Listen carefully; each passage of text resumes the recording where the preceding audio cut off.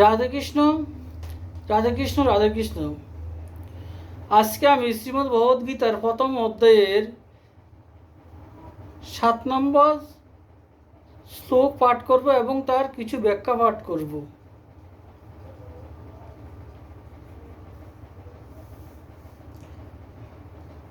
হে দ্বিজোত্তম, আমাদের পক্ষ যারা সেনাপ্রধান তাদের সম্বন্ধে আপনি অবগত হন। আমাকে স্মরণ করবার জন্য তাদের কথা বলছি। ব্যাখ্যা: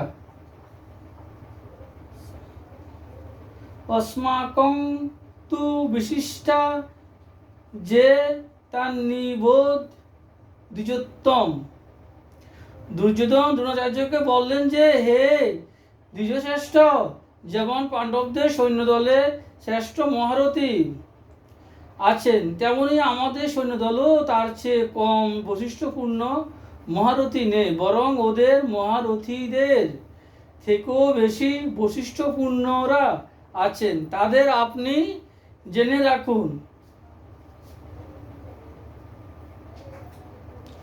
তৃতীয় শ্লোকে পশ্য এবং এখানে নিবোধ ক্রিয়া ব্যবহারের তাৎপর্য এই যে পাণ্ডবদের সৈন্য তো সামনে দণ্ডায়মান, তাই তাদের দেখবার জন্য দুর্যোধন পশ্য দেখুন ক্রিয়ার প্রয়োগ করেছেন, কিন্তু তার নিজ সৈন্যদল তার সামনে নেই, অর্থাৎ দ্রোণাচার্যের পিছনে রয়েছে। তাই তাদের দেখার কথা না বলে তাদের প্রতি মন দেওয়ার জন্য দুর্যোধন নিবোধ অবগত হন ক্রিয়ার প্রয়োগ করেছেন।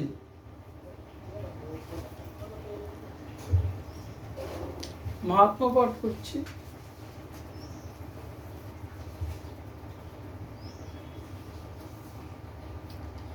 গীতা সারভূত এ শাস্ত্র হলো সকল শাস্ত্রের দ্বারা সুষ্ঠুভাবে সুনিশ্চিত সিদ্ধান্ত।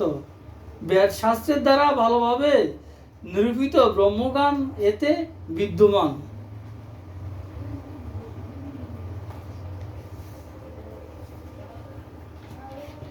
শ্রী শ্রী রাধাকৃষ্ণ গোপাল শ্রীমদ ভগবদ্গীতা কি জয়। শ্রী শ্রী রাধাকৃষ্ণ গোপাল শ্রীমদ ভগবদ্গীতা কি জয়। শ্রী শ্রী রাধাকৃষ্ণ গোপাল শ্রীমদ ভগবদ্গীতা কি জয়।